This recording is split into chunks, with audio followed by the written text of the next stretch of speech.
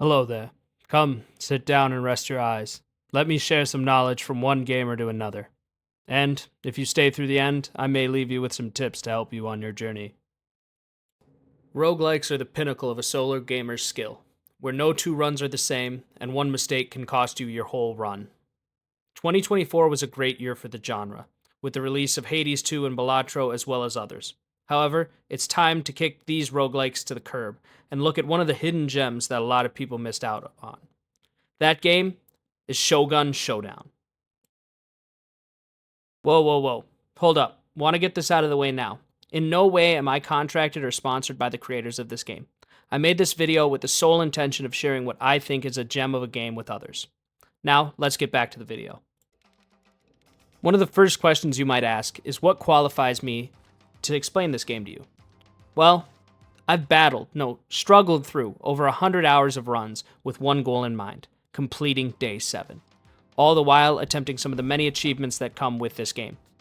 Shogun Showdown is a pixel roguelike where, at the behest of an astronomer, you will use tiles with weapons or actions on them to complete waves of enemies and beat bosses as you progress to save the land from the evil Shogun. Everybody knows the main pillars of a roguelike: turn-based gameplay, permadeath, and procedurally generated levels. Another key factor is the level of difficulty, a level that keeps you coming back for more, not too hard that you're boiled alive by the enemies, yet challenging enough that you can fail even on your first step. Shogun Showdown excels in this difficulty factor while maintaining a casual feel. I constantly failed runs, sometimes by my own misplay or by impossible situations. These situations created by enemy placements, the tiles in my hand, or cooldowns on my tiles. Even with great runs being ended, I constantly found myself immediately hitting the restart button or changing to a different character under the guise they would do better given the circumstances. In its simplicity, the game's difficulty lies behind the advancement of 7 days. The difficulty curve created by this week is unique, while not feeling overbearing. Day 1 is your standard entry-level attempt, where you learn the game and the basic enemies, while in contrast, Day 7's a walking hellscape, where your own sanity's tested. Even the basic levels pose a threat. Increases in enemy health and decreases in player health, in addition to elite and corrupted variants of enemies, make it incredibly challenging. The variety of bosses and enemy types make for a fun strategic experience, where you have to consider both your cooldowns, damage, and movement in accordance to enemies in order to succeed.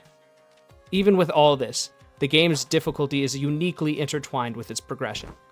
When you initially attempt Shogun Showdown, you are limited to one character along with a few select tiles and skills. Through your first run, as you battle through enemies and bosses, you can upgrade these tiles at totems and purchase skills at shops to enhance your run. The other 4 characters, as well as their starting decks and special abilities, are unlocked solely through progression of the game. This may sound daunting, but fear not, completing runs does not define your progression.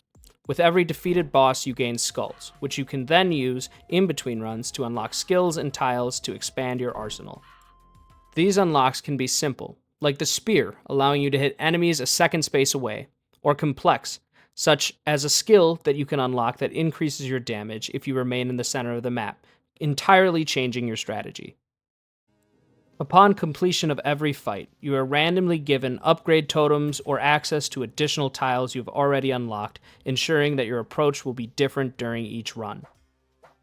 Additionally, at the end of every boss fight, you're granted access to a store that allows you to spend the gold you have earned to either upgrade your tiles, purchase skills, or heal yourself.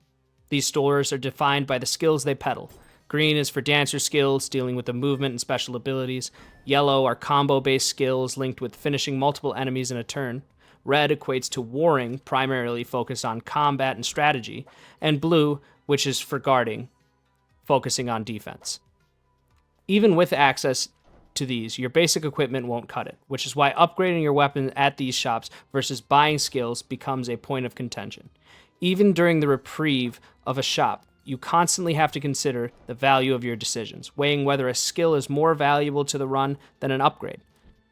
Decisions like, yeah, if I purchase this skill, it gives me a reduced cooldown on my special move. But if I upgrade my sword at the totem, it'll freeze the enemies I hit. One of the last topics I have to mention is how intuitive the game is with challenge runs. The untapped potential is insane. Shogun Showdown has counters for runtime, hits taken, combos, and number of turns used. It's all there in the base game, no add-ons required. Speed runs, no damage runs, runs where you go for the fewest turns are just a few of the options you have to challenge yourself in the game. Speedrunning challenges add the unique factor where you'd be playing against your own decision making and the clock, creating difficult scenarios regardless of the day count. Even with my countless hours put in, I still haven't accomplished a sub 20-minute run. These known challenges are just the tip of the iceberg. You could try using no melee weapons, limit the number of tiles you use, or eliminate your ability to move in a run. You can even unlock random starts for the characters, giving you an ever-changing beginning. The possibilities are truly endless. Shogun Showdown truly gives a unique and enjoyable gameplay experience for both the new and veteran fans of roguelikes. And I hope you take the time to go and try it out.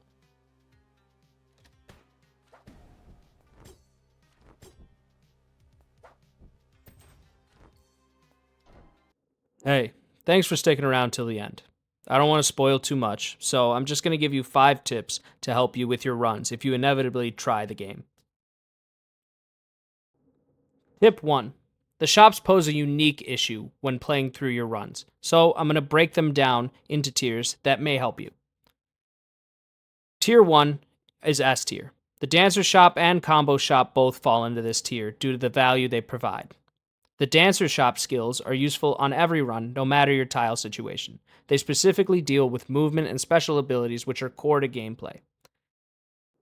The Combo Shop is more situational and requires you to have the ability to defeat several enemies in one turn to gain their benefit. However, these benefits are just downright broken. Only a few combos could have you back to full HP or your tiles fully refreshed. In A tier, the Warring Shop sits alone.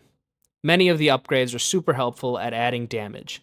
The catch is, many of the skills are situational or require a change to your playstyle, and since you can't guarantee what skill you get, it's not very consistent. Finally, at C tier, yes, C tier, is the Guarding Shop. I loathe this shop, especially as the difficulty increases, the skills just become useless. This is because many either take away your HP or are there as insurance in the event you get hit. What kind of roguelike do you want to get hit in? The only consistently beneficial skill in this tree is the HP increase. That can stack, but it's only really necessary at day 6 and beyond, when your HP pool is reduced. Even this skill lacks consistency, as you can't guarantee it appears in the shop. Also, side note, there's a skill that reduces the damage you take by 1 in exchange for 3 HP per stack. Sounds good, right? Wrong. You can't make the damage go below 1, and with the reduction to the HP pool, you would have 2 HP on day 6. Why does all this matter, you might ask? There are enemies that attack twice in a turn, which means they do 1 damage once and then 1 damage twice. This skill's literally writing your own obituary. Tip 2. This is the biggest tip, and I cannot stress enough. Rush unlock the hook blade. There's nothing else to say. The tile is goated. You can add some damage, get a couple dancer and combo skills, and it will solo runs for you, trust me. The satisfaction you're going to get when you sweep through 5 enemies in one turn, unmatched. Tip 3. Don't be afraid to switch characters. Yeah, sticking with one character is fun, but roadblocks are common. A different character may shine when given the chance. If you're having issues progressing, hop off one, try a start with another. Their abilities completely change how you play the map and position, and you'll have more fun mastering the different playstyles. Tip 4. It's not worth fretting over a lost run. You're gonna fail. I know, not great advice, but seriously, the game has soft locks due to the random generation of enemies. In the higher days, you'll get stuck in positions where your run is over no matter what you do. It could be the items you have, their cooldowns, the types of enemies spawned in. If it happens, just brush it off and go again. It's not worth getting upset over a lost run no matter how far you got. Just hit reset, run again. Tip 5. This isn't really a tip itself, but a continuation of the fourth one. The archers suck. There's two kinds you're going to face. One's way more of a dick. You'll see when you hopefully play. I need event though, because I've had more runs destroyed by these losers than any boss or enemy. I'm not kidding. They regularly fuck shit up. Runs, done if you get 2 of them spawned in sometimes and you can't do shit. So, just take this as a warning. They suck. Go for them every fight. Just assault the archers. I can't tell it. I can't say it more clear. I can't do any more. Just go for the archers. Well, that's all I got for you. Have a nice time, and if you enjoyed, consider liking and subscribing. If you want to check out my Twitch, it's linked on my YouTube homepage. I stream pretty regularly, so drop on by and say hello. We're going to have more content for Shogun Showdown coming up, so hope you stick around.